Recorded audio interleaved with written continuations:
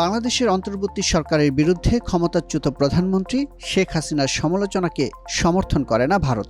ভারতের পররাষ্ট্র মন্ত্রণালয় বিষয়ক সংসদীয় স্থায়ী কমিটির ব্রিফিংয়ে একথা বলেন দেশটির পররাষ্ট্র সচিব বিক্রম মিশ্রি। তিনি আরও বলেন, শেখ হাসিনা ব্যক্তিগত ডিভাইস ব্যবহার করে এসব মন্তব্য করছেন। তাকে কোনো প্ল্যাটফর্ম বা সুবিধা দিচ্ছে না ভারত সরকার। কোনো দেশের অভ্যন্তরীণ বিষয়ে হস্তক্ষেপ এড়াতে ভারতের ঐতিহ্যগত নীতি এটি। বিক্রম মিশ্রি বলেন, বাংলাদেশের সঙ্গে ভারতের সম্পর্ক কোনো একক রাজনৈতিক দল বা সরকারের মধ্যে সীমাবদ্ধ নয়, বরং বাংলাদেশের জনগণের প্রতি গুরুত্ব দিয়ে সম্পর্ক বিবেচনা করে ভারত।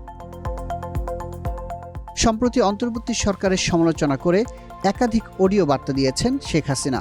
এমন পরিস্থিতিতে ভারতের পররাষ্ট্র সচিবের এই বক্তব্য বিশেষ গুরুত্ব বহন করছে।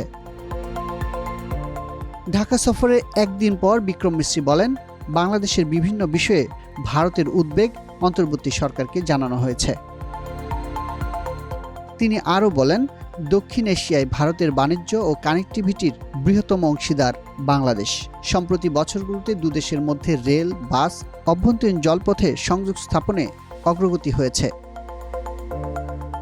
ভারতের পররাষ্ট্র সচিব বলেন, ভারত বিরোধী প্রচারণায় লিপ্ত অনেক দোষী সাব্যস্ত সন্ত্রাসীকে মুক্তি দেওয়ার সিদ্ধান্তে গভীর উদ্বেগ জানানো হয়েছে ভারতের পক্ষ থেকে। অন্যদিকে ভারতীয় সংবাদ মাধ্যমে বাংলাদেশের চলমান পরিস্থিতি নিয়ে ভুয়া তথ্য প্রচার সম্পর্কে উদ্বেগ জানিয়েছে বাংলাদেশ।